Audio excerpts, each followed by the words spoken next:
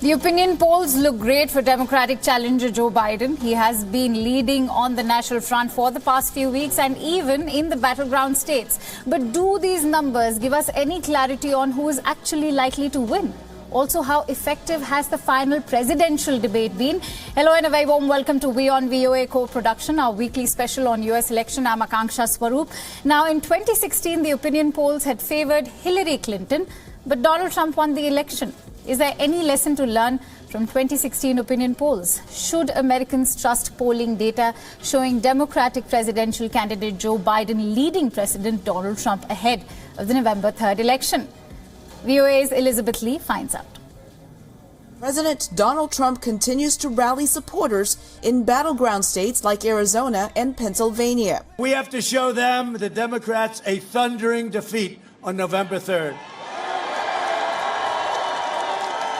And if I don't sound like a typical Washington politician, it's because I'm not a politician, that's for sure. The Biden campaign is far from silent, dispatching Democratic vice presidential candidate Kamala Harris to the critical swing state of Florida, where she said much is at stake in the November 3rd election. Criminal justice reform is on the ballot in 2020. Climate reform is on the ballot in 2020. Everything is on the ballot in 2020. Joe Biden is on the ballot in 2020. National polls show Biden leading Trump, some by double digits. But polls are tighter in battleground states like Florida and Pennsylvania. What happens in those states will be critical, says political scientist David Damore. But at the end of the day, it's going to be, those states are going to be very, very close. And that's why I think you have this potential for a Biden blowout, but also a very, very narrow Trump victory. Many polling firms are approaching this presidential election differently than in 2016, when relatively few predicted the Trump victory that was propelled in part by whites without a college degree. The biggest error in the polling in 2016 was that the white electorate wasn't being segregated or being weighted, based upon education levels. And that turned out to be a really sharp difference between college and non-college. So you're not seeing that mistake being made this time. You also see in a lot of these states that Biden's hovering above or around 50%.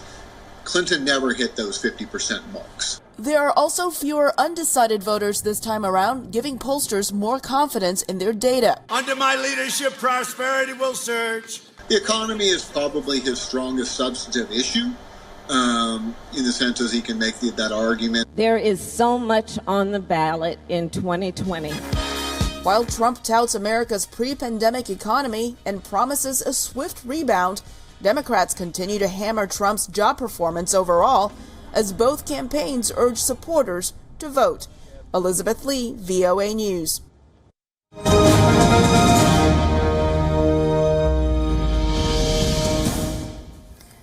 And to speak about polling accuracy and everything that's making news in the U.S. election this week, we speak to Voice of America's Nova Purvadi, who's joining us live from Washington, D.C. at this hour. Nova, greetings to you. Now, how are both campaigns dealing with poll numbers this time around is going to be my first question to you. Well, Akansha, there's a sense of foreboding, there's a sense of deja vu, especially among Democrats who have a foreboding feeling, because this is exactly what happened in 2016. Their candidate is up by double digits. Hillary Clinton was up by 14 points in some polls, and then we know what happened during the elections. So there's a skepticism and towards polls these days, even though, as we reported earlier, pollsters are improving and fine-tuning their methodology to make sure that they don't undercount or underestimate factors such as education, and also the rural vote, and other things that could skew polls towards one way or another. Now, what's certain is neither campaign is taking anything for granted, even though they're taking a different approach. Democrats want their voters to come early to the polls, as early as possible, and that's just been what's happening. That's also another thing that separates this election from the last one. More and more people in overwhelming numbers are voting early. Right. And this is, of course, due to the pandemic. People do not want to crowd the polling stations on November 3rd. And what has happened is there are record numbers of early voters and mail-in voters. Data collected by the United States Election Project from the University of Florida says that the number during the debate on Thursday was 47 million. This exceeded their expectation of around 40 million, and it ended up exceeding 47 million. And after the debate, it is expected to pass 50 million. Now, this is because a lot of the polling stations in very popular states have started to open, including Texas, Florida, and on October 23rd, New York. So we will see a lot of these, and most of the early votes are actually from Democratic Party supporters. But of course, the strategy of the Republicans is to vote on Election Day. So this blue wave early on may be met with a red wave later on, but we'll have to see on November 3rd whether indeed Republicans show up in turnout, in record turnout numbers as the Democrats have so far, Akansha. Fair enough, Nova. It's interesting how you bring out the point of early mail-in voting. That's going to, of course, change the election this year round. But Thursday's final presidential debate has been the high point of the election season, Nova. How likely is it to change people's opinions? Also, how has the American media reacted to Donald Trump and Joe Biden's face-off during the debate? Well, it was interesting because as much as it got heated in some points, it was a really relatively calm and also measured debate compared to the first one, which was so full of interruptions that people didn't know what to make of it. Now, after the first debate, Joe Biden got some momentum. His lead, his national lead against President Trump widened a bit. So President Trump was basically hoping to change the course of the momentum and have some momentum himself from this and also from his daily campaigns, pretty much daily campaigns in battleground states. Will this change people's opinions? That doesn't seem to be the case in terms of changing undecided voters. Undecided voters in 2016 accounted for some 11 to 13% of voters, whereas this time polls have them from 8% to even just 2% of undecided voters.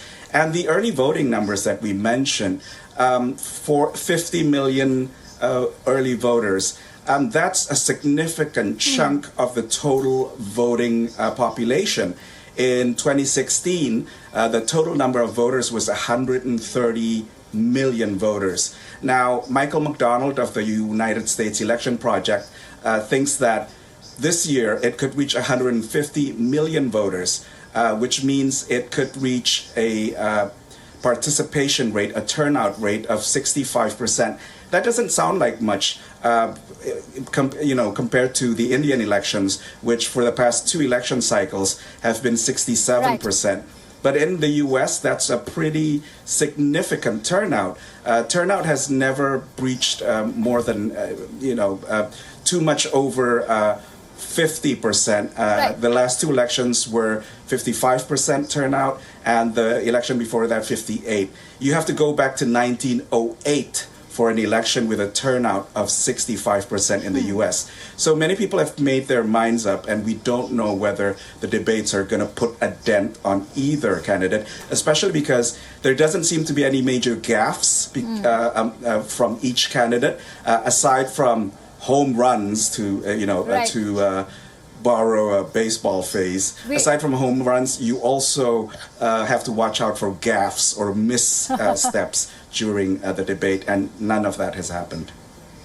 None of that has happened, but we are also going to see which candidate manages to appease the Muslim American population.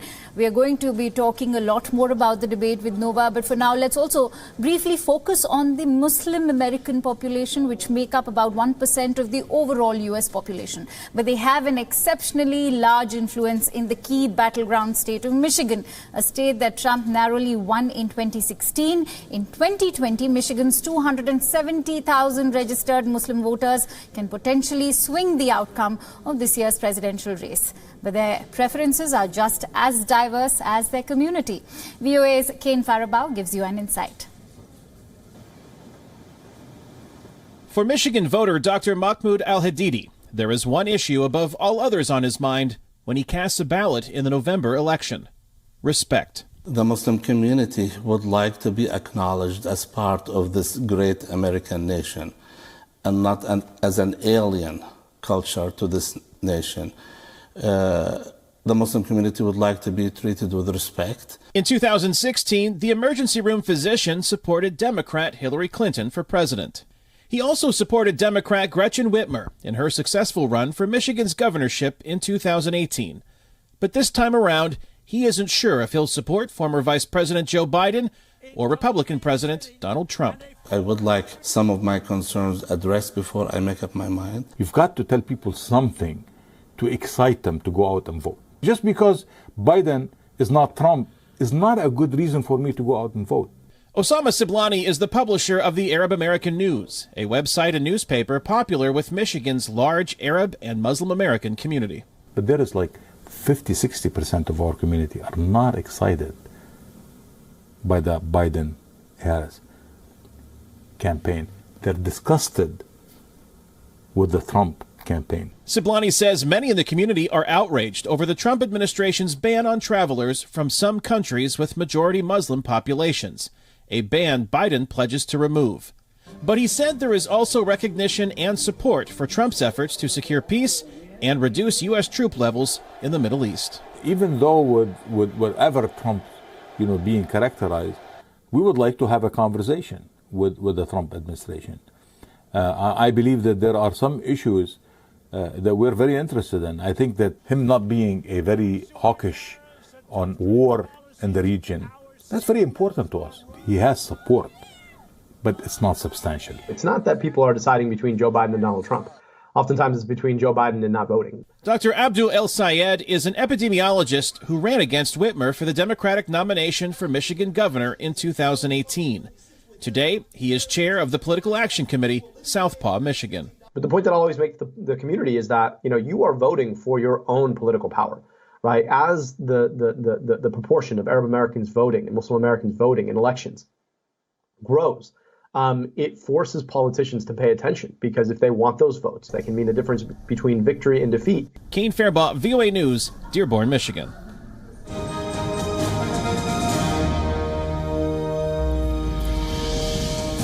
Well, there's no denial that Muslim voters will have a sizable contribution in battleground states in the United States, but it's the final presidential debate that everybody has been talking about. Let's quickly go back to VOA's Nova Pravadi, who's joining us live from Washington, D.C. Nova, U.S. President's remarks on India's air being filthy have drawn sharp reactions in India, especially since it's not a first that he has run India down. Is President Trump using India's reference to justify his lack of commitment to the issue of climate change? Also, how has American media analyzed Trump's comment on India? Well, it's interesting. India got a mention in the first presidential debates as well in relation to COVID, where President Trump indicated or implied that countries like India and also Russia weren't too forthright with the number of COVID cases. Now, this is, repeated also in the last debate about India's air pollution. Now, we have to remember that a lot of these mentions of other countries are, of course, for a domestic audience, for an American audience. Will this deter or repulse Indian American voters? Remains to be seen, because as we've seen also with Muslim voters, some Muslim voters continue to support Donald Trump on policy, despite misgivings about the so-called travel ban, mostly affecting Muslim majority countries. Now, Donald Trump, the president, has always reiterated an America First policy, and so that's why a lot of his speeches, even to international forum, is usually aimed at a domestic audience. Even the last major speech, the speech to the UN General Assembly General Debate Session, analysts saw that as mostly aimed at the domestic audience. And the stance of the Trump administration, America First, applies to foreign policy as well. President Trump sees America as carrying the burden of many of the world's problems disproportionately. So he wants other countries to step up.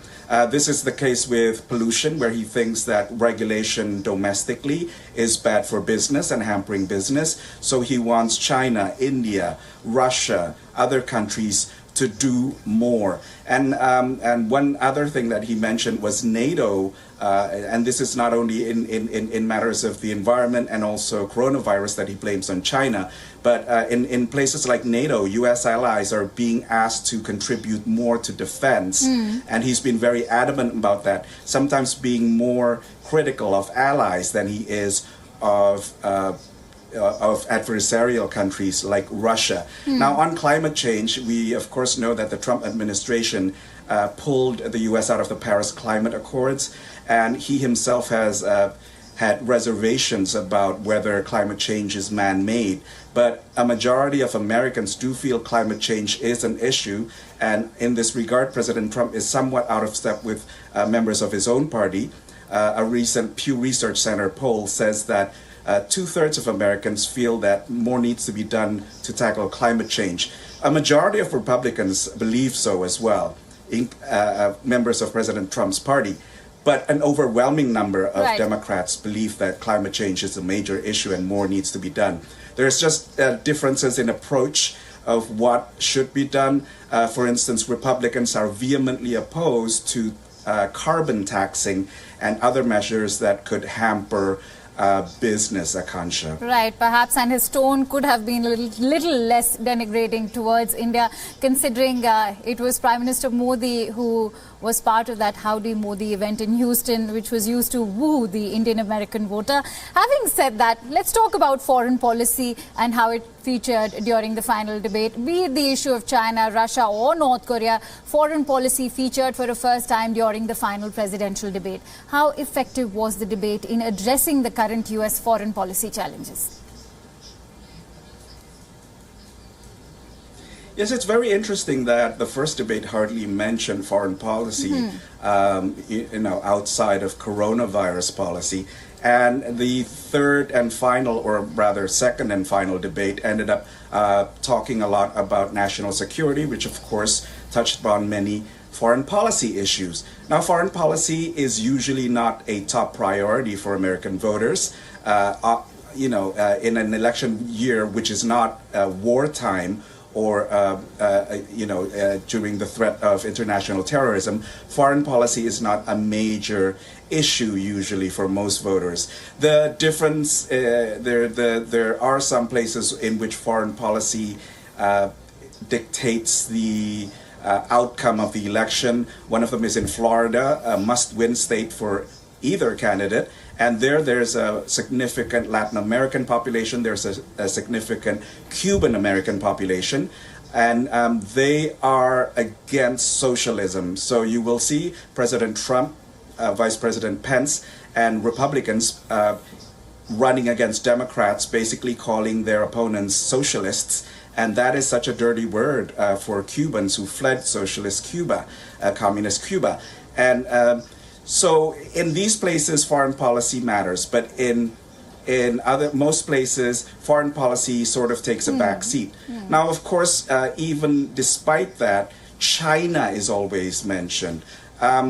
Secretary of State Mike Pompeo is about to visit India and also Southeast Asia. Right. And now India and Southeast Asia have the distinction of facing territorial and border tensions with China in the South China Sea and also in the border of India and China. The rise of China is something that will always color this debate. Absolutely. And the presidential election, because whoever becomes president has to face a rising China. Right. And for many, many years, what has happened is many countries in the West are realizing that China is not acting like many other major powers, right, and has to abide by international norms. Now, so far, this hasn't really affected domestically, aside from the trade war and the chain of production and its impact to consumers. But we'll see in the future, because even for issues like TikTok, which is popular in the US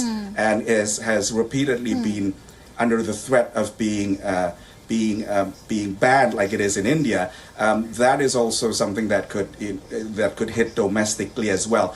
But it's interesting to see, and then we'll also see, internet, and this would impact countries like India as well. Whether in the development of 5G, India will choose to follow the Western developed 5G, Absolutely. or China's 5G, which is feared to cause what analysts are calling a splinter net. Right. Two internet systems governed by different rules in the entire And world. not just So whoever 5G. becomes president has to deal with China, and they're each calling each other. Yes, and each of them are accusing each other of being soft on China, or not doing enough to curtail the threat of China. Right, absolutely. China always takes the lead, and having said that, Russia and Iran also follow. As far as India is concerned, there's no denial that India and the United States relations have, of course, grown tremendously under the Trump and Modi administration. Let's see how this pans out post the election. But now, thank you so much, Nova Parvadi, for bringing us all those precious inputs and joining our broadcast. We'll keep coming back to you every week. And that's all I have for you in this newscast. Thank you so much for watching. More news and updates follow after a short break. Stay tuned to World is Fun.